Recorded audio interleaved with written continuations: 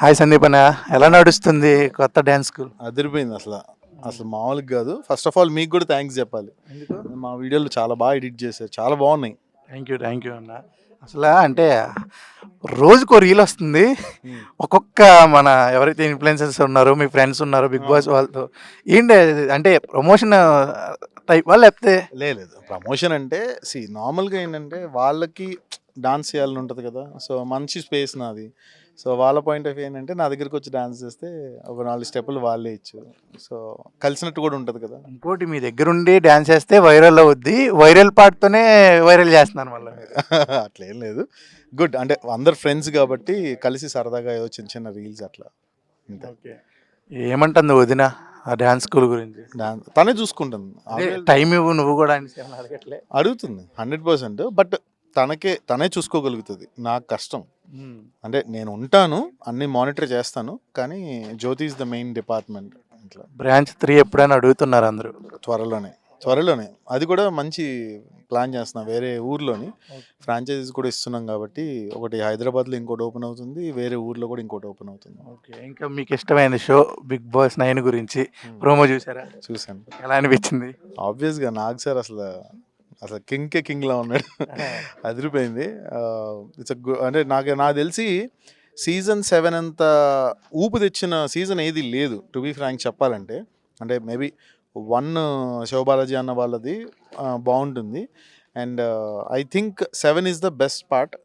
ఇప్పుడు దాకా ఊపింది అయితే 7.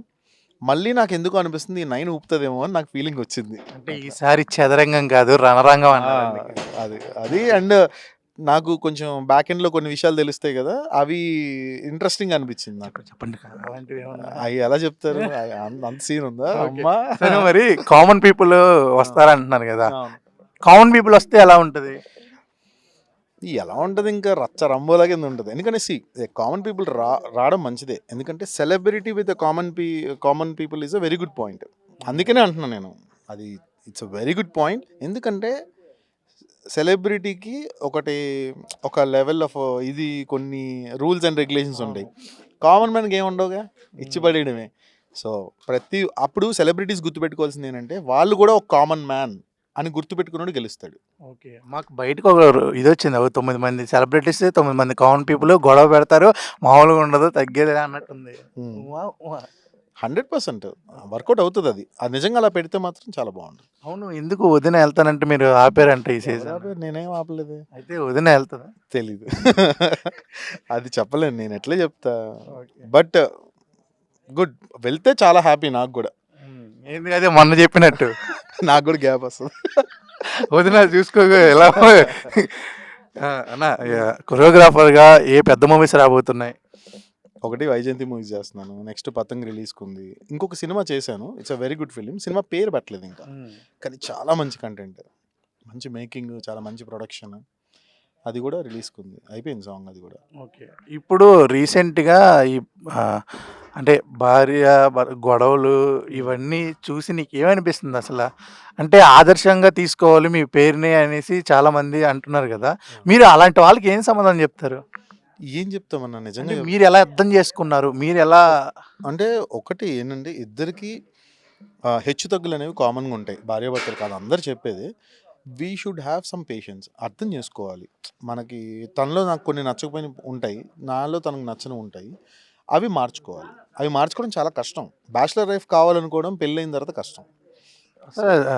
కాదు, సెల్ఫీ దిగుదామని చెప్పి తోసేయడం ఏంటో నాకు అర్థం కావట్లేదు. అసలు చాలా శాడిస్టిక్గా తయారవుతున్నారు. అసలు అవి చూస్తుంటే భయం వేస్తుంది, చాలా భయం వేస్తుంది.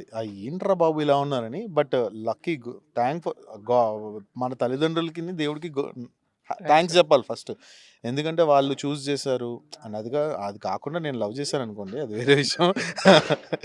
బట్ ఒక మంచి అమ్మాయిని లవ్ చేసి పెళ్లి చేసుకున్న నా ఆనందం, నాకు ఒక ప్రపంచ కప్పు గెలిచిన ఫీలింగ్ ఉంది ఇప్పుడు. సూపర్ అన్న. అంటే ఈ కొరియోగ్రాఫర్గా ఆల్రెడీ మీరు ఎదగాలని ఓకే, హీరోగా ఆల్రెడీ అడుగు పెట్టారు, కొన్ని చేశారు, ఏమన్నా ఫ్యూచర్లో ఏమైనా రాబోతున్నాయి? ఒక్కటే నేనేమన్నానంటే, హీరో అనే ముద్ర లేదు నాకు. అంటే అది ఎప్పుడు నా మైండ్లోనే లేదు, నేను ఆ పర్సనాలిటీ కూడా కాదు. నాకు అనిపిస్తుంది ఏంటంటే, క్యారెక్టర్స్ ఏది వచ్చినా కూడా ఐ కెన్ డూ. అది లీడ్ అవ్వచ్చు, లేకపోతే పక్కన సైడ్ క్యారెక్టర్ అవ్వచ్చు. అంటే పాత్రకి వాల్యూ ఉండి ఏదైనా క్యారెక్టర్స్ వస్తే గనక ఛాలెంజింగ్ ఉండేవి ఐ క్యాన్ డూ. నాకు మొహమాటం ఏం లేదు అందులో. ఇప్పుడు ఈ 'బిగ్ బాస్ 9'లో బజ్‌గా మిమ్మల్ని ఏమైనా హోస్ట్ చేయమంటే చేస్తారా? తప్పకుండా చేస్తా. ఓకే. అదిరిపోయేటట్టు చేస్తా. ఇప్పుడు నేనే వచ్చేసాను ఫస్ట్ హ్మ్. ఎపిసోడ్‌లో ఎళ్లి బయటికి. హ్మ్. నన్ను అడగండి ఎట్లా అంటే అంటే మీరు చేసిన పనులు బట్టి వస్తాయి క్వెషన్‌లు. అదే మొన్న నేను చేసిన యాంకరింగ్ క్వెషన్‌లకి, ఇప్పుడు నేను అడిగిన క్వెషన్‌లకి ఓహ్! మచ్చుకో 2 వదిలితే టక్‌మని అది కూడా చాలా అక్కడ మనకి ఇస్తారు క్వెషన్స్. అవునవును. అయి స్పాంటేనియస్‌గా అడగరు. అవునా? లోపల జరిగేది బయట నుంచి చూస్తాం గదా! అవును. ఇలా ఏం జరిగింది? ఇలా ఏం జరిగింది? నువ్వెందుకు ఇలా చేసావు? నువ్వెందుకు ఇలా చేసావు? అని క్వెషన్స్ ఇస్తారు. టాక్ బ్యాక్ వస్తదయితే. వస్తది. ఓహ్! సూపర్. అదే దాన్ని బట్టే కదా క్వెషన్ ఏస్తారు. అవును. ఇంకా ఏమున్నాయి టాక్ బ్యాక్ లాంటివి ఏమన్నా ఎపిసోడ్‌లో? బజ్‌లో ఉంటది. బజ్‌లోనే. బజ్‌లో అడుగుతారు ఖచ్చితంగా. ఎందుకంటే ఒక యాంకర్ అడుగుతున్నాడంటే వెనకాల నుంచి ఖచ్చితంగా క్వెషన్స్ ఇప్పుడు సోషల్ మీడియాలో పెట్టే, ట్విట్టర్‌లో పెట్టే క్వెషన్స్ అన్నీ చదువుతారు. చదివి అవునవును. అడుగుతారు. గీతు అదే కదా అవును. చేసింది అట్లా. ఓకే అన్న. థాంక్ యూ అండి. All the best. ఎక్కువ థాంక్ యూ. ఇబ్బంది పెట్టకూడదు. Thank you.